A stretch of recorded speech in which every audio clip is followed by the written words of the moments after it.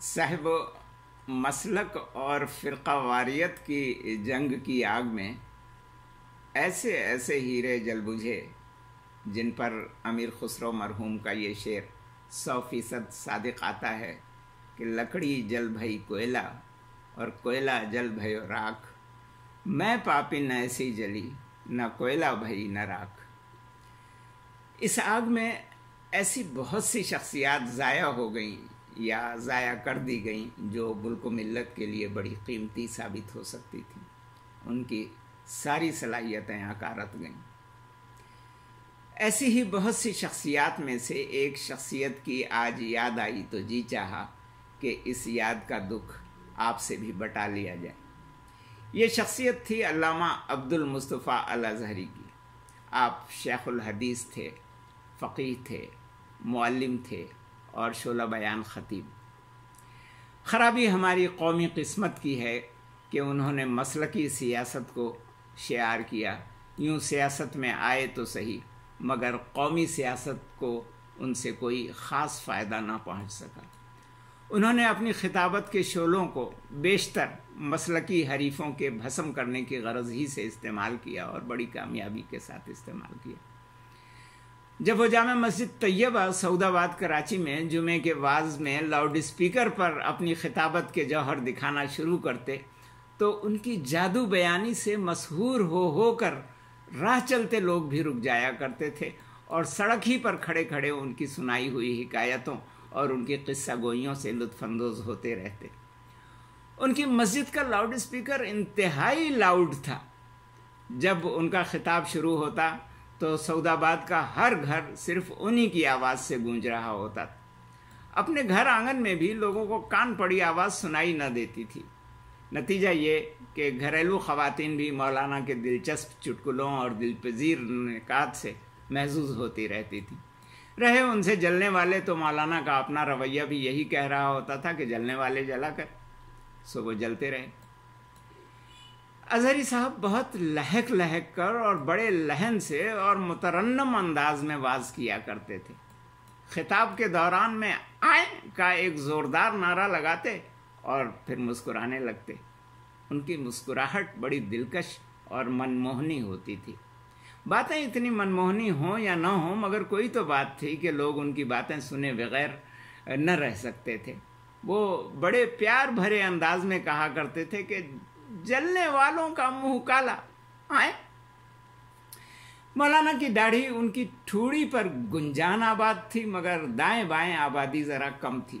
سر پر صافہ باندھتے یا سفید کپڑے کی سلی ہوئی سادہ سی دو پلی ٹوپی اوڑھتے۔ ممبر پر بیٹھتے وقت کبھی کبھی عبا و قبا بھی زیب تن کر لیا کرتے تھے، یعنی خاص خاص مواقع پر وہ جبہ و دستار کے ساتھ نمودار ہوتے تھے۔ مگر جب گلی کوچوں میں چلتے پھرتے نظر آتے تو کرتا اور پاجامہ پہنے ہوئے نظر آتے تھے، سر پر وہی دو پلی ٹوپی۔ البتہ بھٹو صاحب کے برپا کیے ہوئے عوامی لباس والے انقلاب کے بعد مولانا بھی شلوار قمیص پہننے لگے تھے۔ مذہبی جماعتوں میں مسلکی جنگ تو صحیح معنوں میں 1970 کے انتخابات کے موقع پر برپا ہوئی تھی۔ مولانا اس جنگ کے فاتحین میں سے تھے، سو رکن قومی اسمبلی منتخب ہو کر پارلیمنٹ میں پہنچ گئے۔ شیخ الحدیث مولانا عبد المصطفیٰ الازہری ایک خاص قسم کا سیاسی ذہن رکھتے تھے۔ تقریر و خطابت کے شہسوار تو تھے ہی، مگر تعلیم دینی مدارس سے باہر کی نہ تھی، انگریزی سے ناواقف تھے۔ جدید دنیا سے ان کی واقفیت بھی بس واجبی سی تھی۔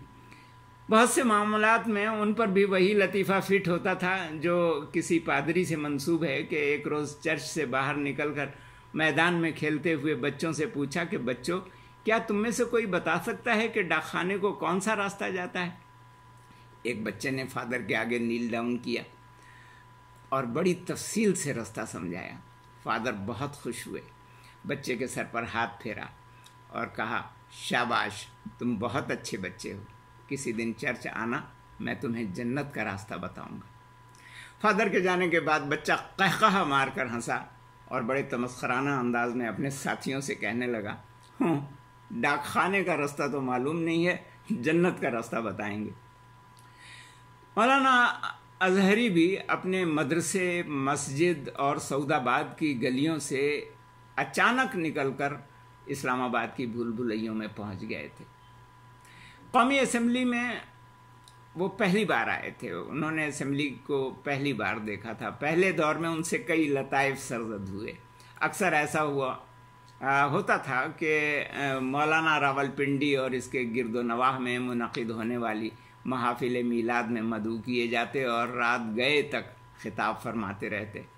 صبح اسمبلی میں پہنچتے تو رات کی جگار سے بھری ہوئی آنکھیں مند جاتی۔ مولانا نیند میں خراٹے لینے کے عادی تھے، ممکن ہے کہ ان کے خراٹوں کے شور سے ہم نشی کی نیند میں خلل پڑتا ہو۔ چنانچہ اسپیکر صاحب سے شکایت کی جاتی اور مولانا بذریعہ رولنگ جگائے جاتے، بذریعہ رول نہیں۔ ان کا ایک لطیفہ بہت مشہور ہوا جو اکثر بلا حوالہ سنایا جاتا ہے کہ جس روز مولانا کو قومی اسمبلی میں اپنا پہلا خطاب کرنا تھا، اس روز شیروانی زیب تن کر کے آئے تھے۔ مولانا کی باری آئی تو اور فلور ان کے حوالے کیا گیا تو وہ اٹھے اور سخن سرا ہو گئے۔ ہر چند کے مولانا کی بلند آہنگ آواز مائک کی محتاج نہ تھی، مگر شور پڑ گیا، مولانا بٹن دبائیے، مولانا بٹن دبائیے۔ مولانا نے اپنی شیروانی کے ہر بٹن پر نظر کی جو تمام سلیقے سے بند تھے، تاہم پبلک کے پرزور اصرار پر انہوں نے ایک ایک بٹن دبا کر کے دیکھ لیا۔ جب اس پر بھی شور نہ تھما تو جھلا کر پوچھا، ارے بھائی سب بٹن تو دبا لیے، اب کون سا بٹن دباؤں؟ بالآخر ایک ساتھی نے اٹھ کر مولانا کی ذات سے باہر کا ایک بٹن دبا دیا اور مولانا کی خوش الحان آواز میں بازگشت کا آہنگ بھی شامل ہو گیا۔